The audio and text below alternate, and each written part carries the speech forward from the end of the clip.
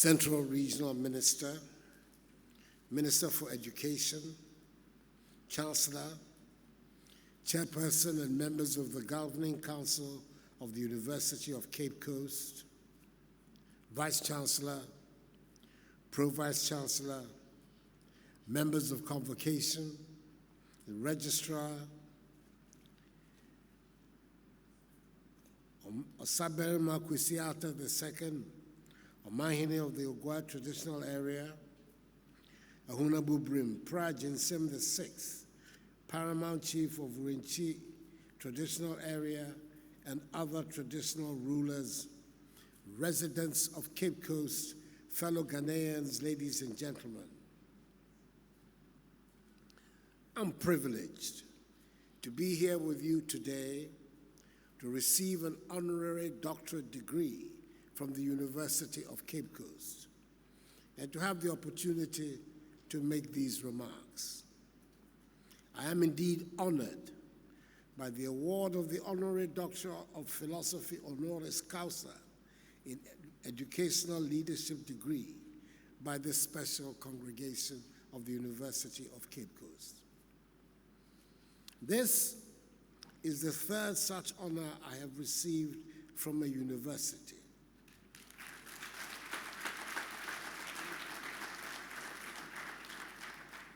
The first being in May 2016, before I became president, from the celebrated Fort Hare University of South Africa, dubbed the cradle of African nationalism, which has been responsible for graduates such as Nelson Mandela, Julius Nyerere, Desmond Tutu, Oliver Tambo, Robert Mugabe, and Kenneth Kaunda.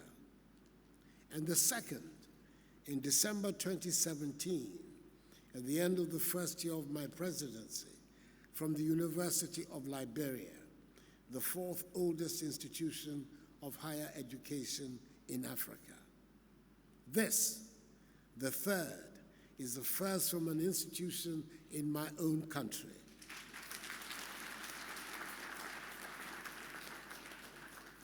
Which makes it understandably very special for me.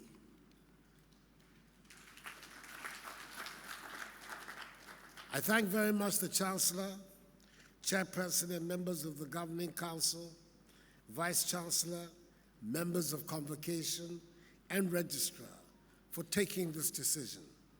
And I assure all of you that I'll do my very best to uphold the highest standards associated with this award.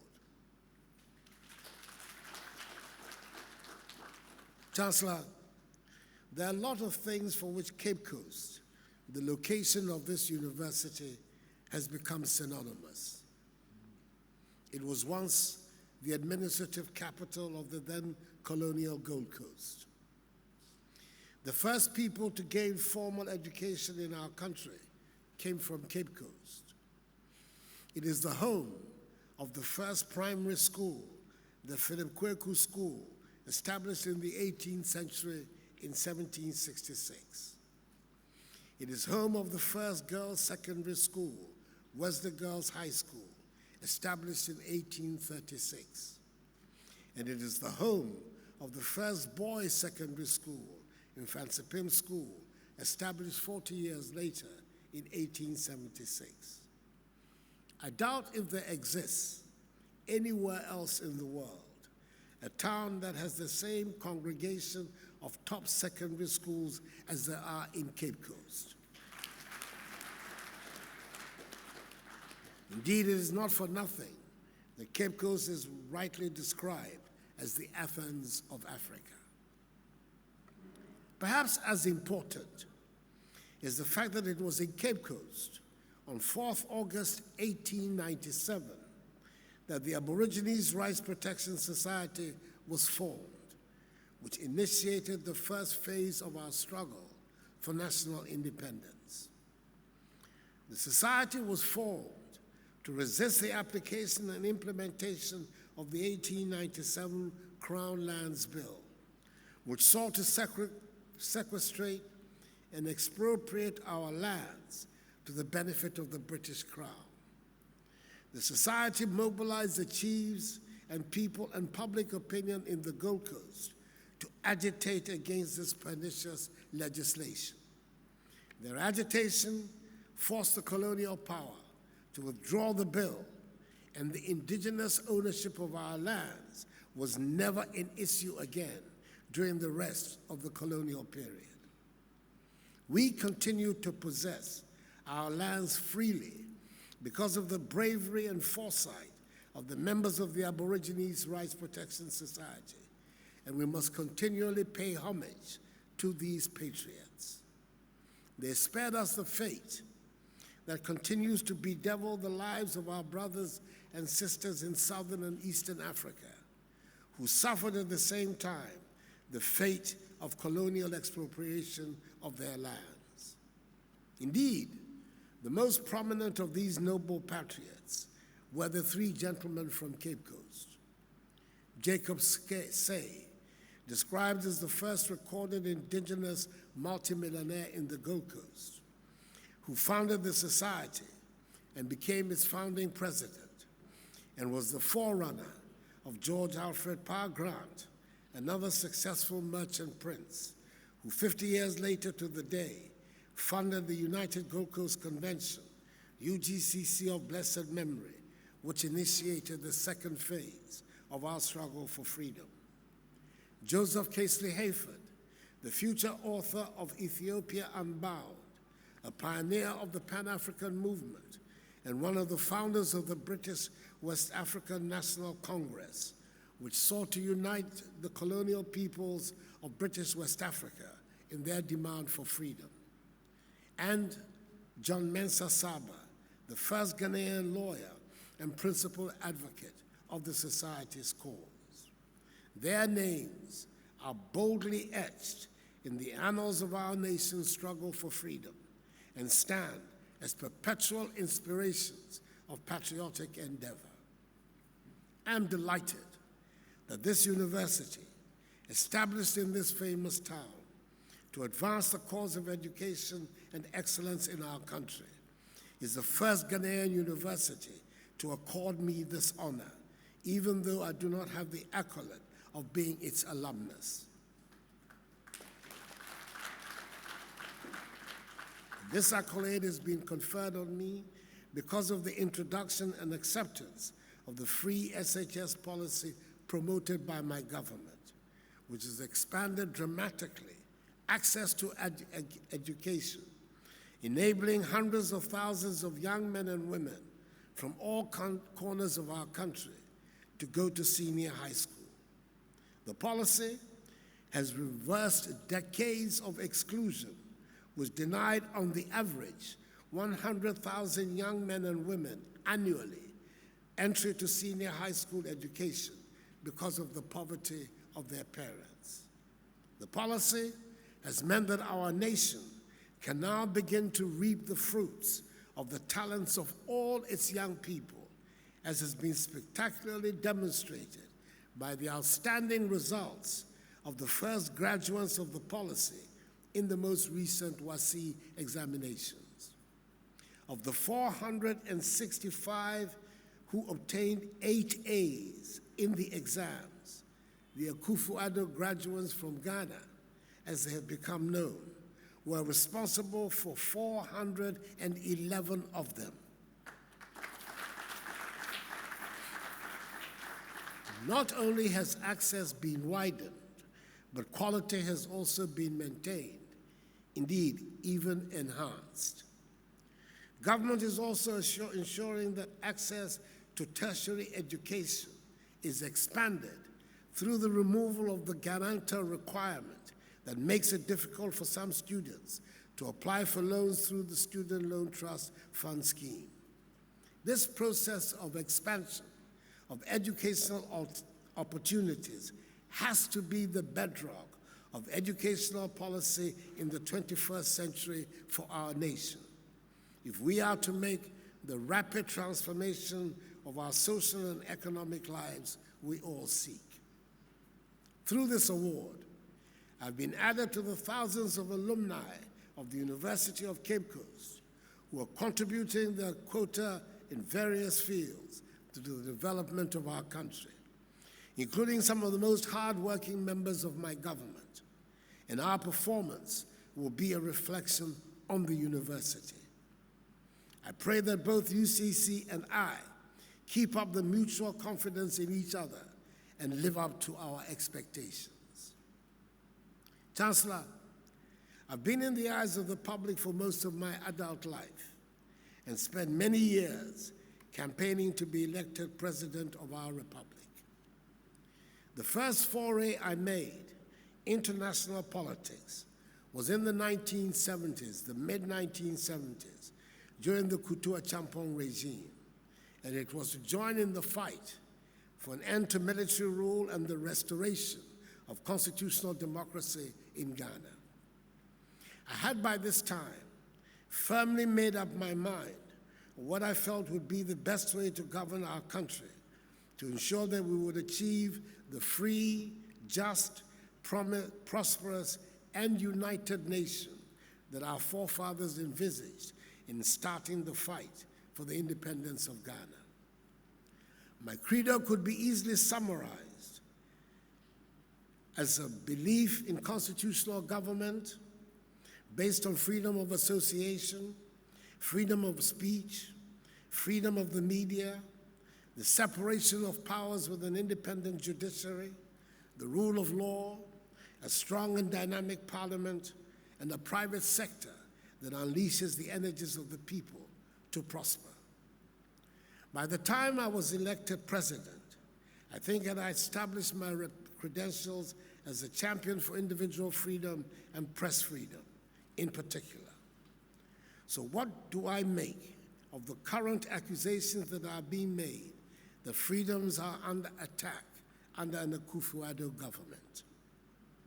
I do not claim to have been a lone knight in shining armor, but it is fair to say we went through many battles together to get where we are today in the media sphere in our country.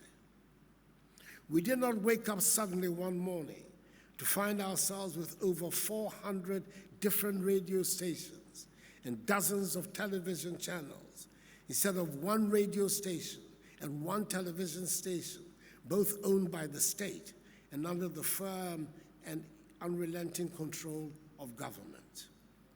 The criminal libel law, which had been part of our legal architecture for decades, did not just suddenly disappear from our laws. I have been a part and sometimes led the struggle for individual rights and freedom of the press in this country. I believe in it. It is part of my makeup. And when it comes to the freedom of the press, I am certain I have nothing to apologize for with reference to anything I have ever done or said. In the 2007 campaign to become the flag bearer of the new Patriotic Party, we used the slogan, Yenimu Fritete, to wit, we have known you from long ago. Chancellor, we must know what we are buying when we go to the shop. When we cast our ballots for someone, we must know what that person stands for. If we vote for Akufo-Addo, the human rights campaigner, to become president of our country, we have a right to expect that, backed by the Constitution and the presidential oath, we would have a human rights respecter, President Akufo-Addo.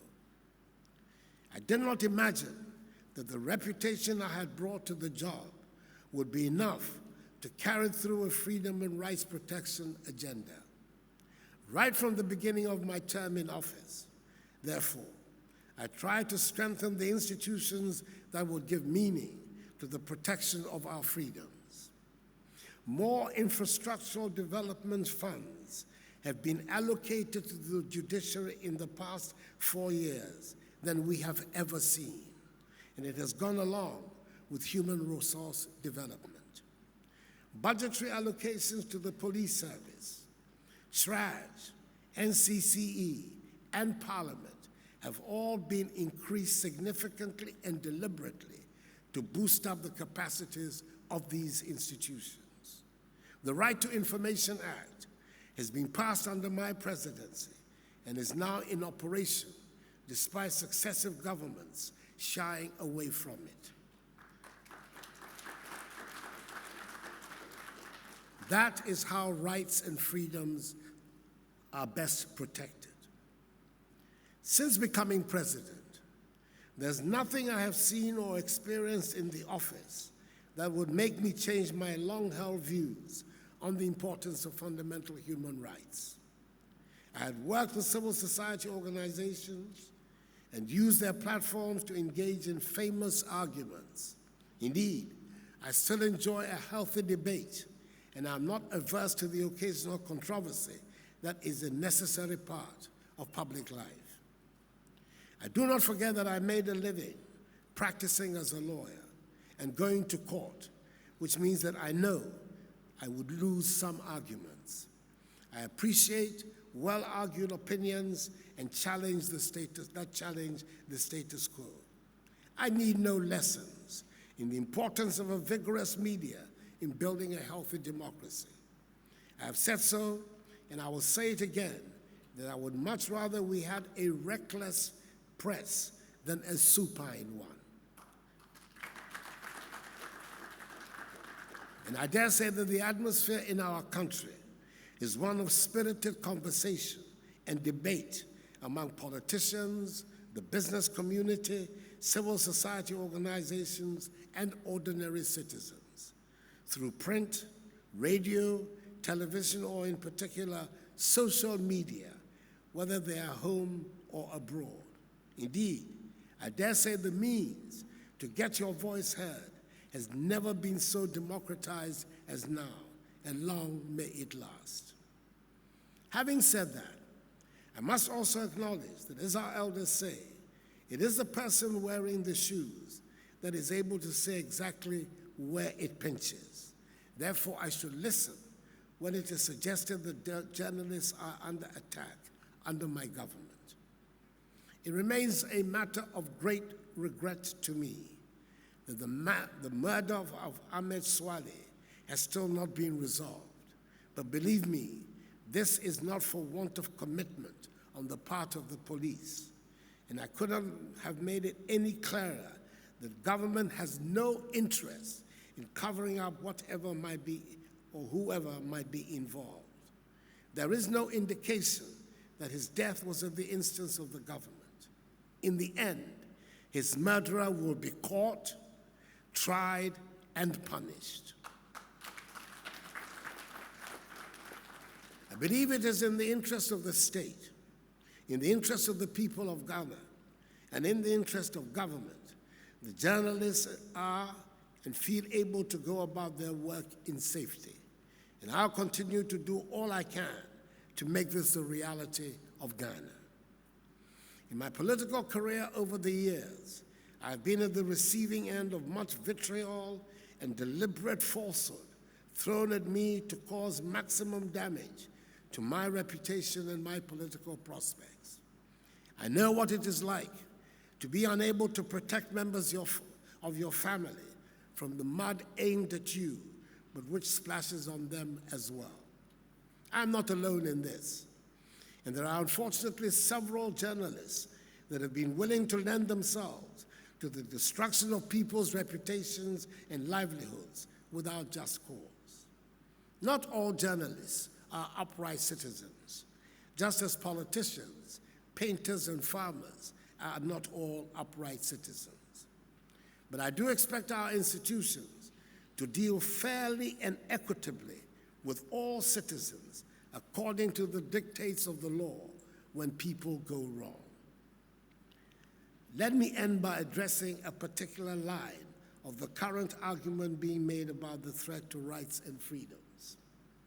I believe this has led to a new definition of a culture of silence. It goes along the line. That when people in government and all government policies are criticized, and there is a defense of the people of policies, it is intimidatory and leads to a culture of silence. A radio station is currently running a campaign against free SHS. During the last election, I got the clear impression free SHS had been endorsed by all political parties, and all we needed to do was to keep improving it.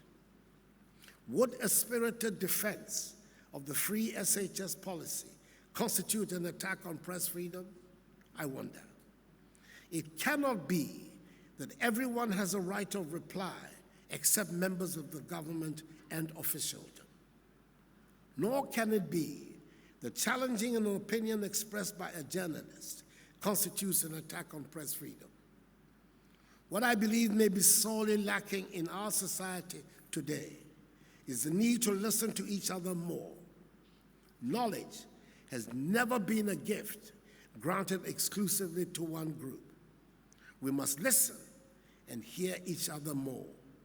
And for me personally, I find it ironic that the presidency of a man who has been and continues to be daily the most vilified political figure of his generation can be accused of presiding over a culture of silence. There's no midnight knock on the door in Ghana for authors of dissenting views, nor will there be during my presidency.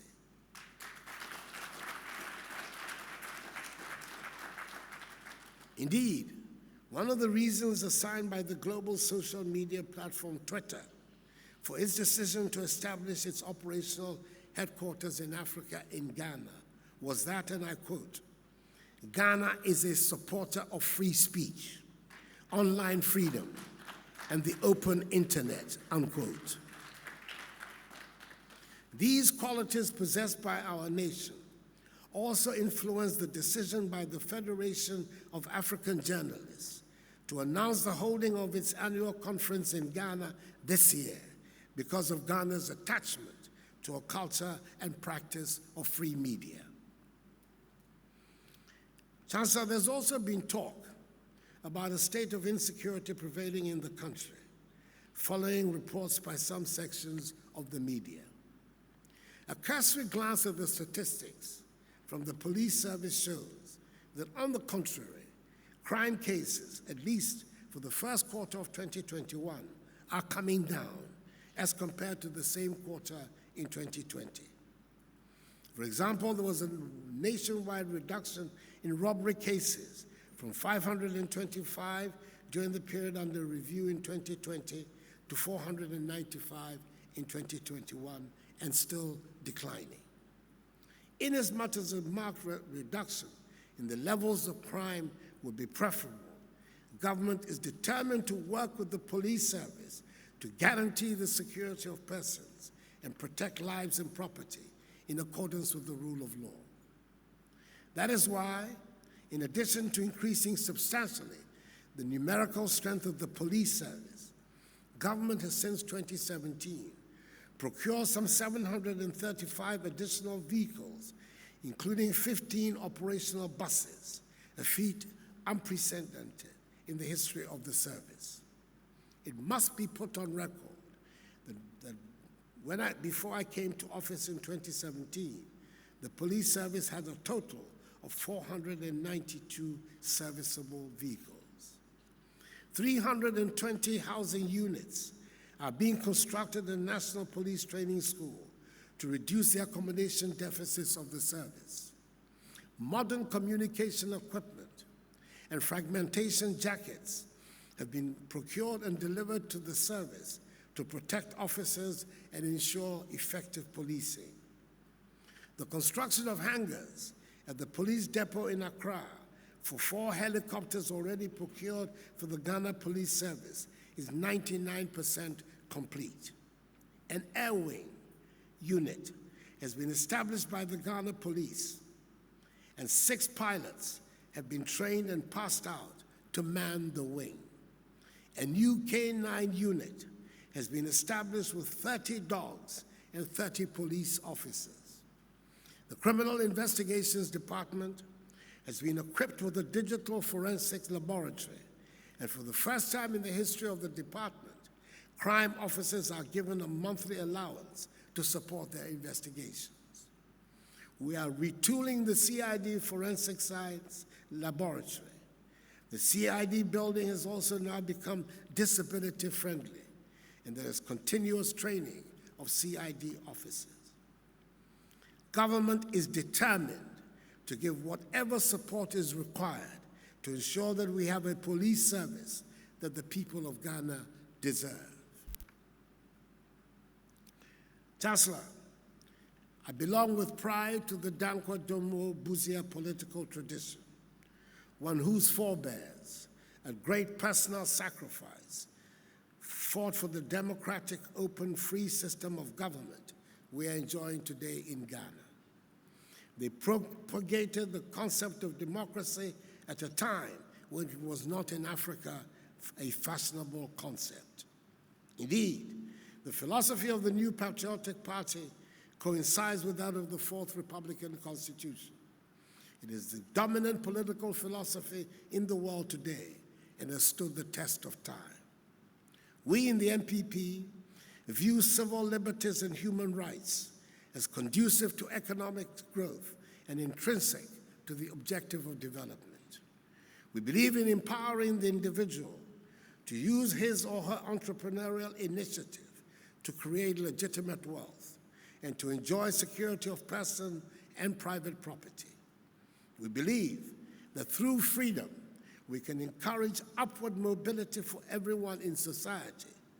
Hence the insistence of the great man of our tradition, Joseph Boachier Dankwa, that the purpose of governmental action should be to enhance, quote, the life, liberty, and property of each and every citizen, unquote. The most important property that society can bequeath to its citizens is intellectual property. As Africa's 20th century history has shown, a nation may be endowed with all the riches of nature, gold, diamond, bauxite, oil, platinum, timber, manganese, and uranium, and still remain poor. The most important resource that we have to prioritize in building is the human resource, the mind. The reason why, despite the doubts expressed by the naysayers, free SHS has been instituted and has been accepted by the overwhelming majority of Ghanaians. That is the path to fulfilling the dreams and aspirations of our forebears, who envisaged us to be a united, free, progressive, and prosperous nation, the Black Star of Africa.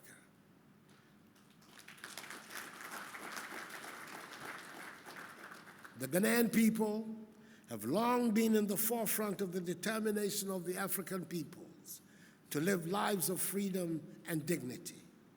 It led us to being the first nation in sub-Saharan Africa to gain our freedom from colonial rule. It is today directing our efforts at social and economic transformation on the basis of democratic values and institutions, a feat that is rare, if not novel, in human history. We are trying to use the instruments of democracy to transform societies from poverty to prosperity. History tells us that all previous successful efforts in this direction have been made either by authoritarian regimes or by democracies with limited franchises. We are making the effort on the basis of full universal adult suffrage in a free and open society. I am proud to be part of this exceptional history. Chancellor, I have taken longer than I should in making what would normally be a short acceptance speech for the honor done me by this university. But I do not think there could have been a better opportunity to make these points than in the academic atmosphere you have presented to me today. I pray that as more and more of our young people get access to senior, high, and tertiary education, there will be more room for honest and healthy debate in our society. The better educated our citizens are, the richer the content of our public discourse, and the more productive political, social, and economic decision-making. Chancellor, I thank you for the honor you have bestowed on me today. I shall carry it with pride, and I will do my utmost to execute the mandate the Vice Chancellor has charged me with to complete the 500-room hall.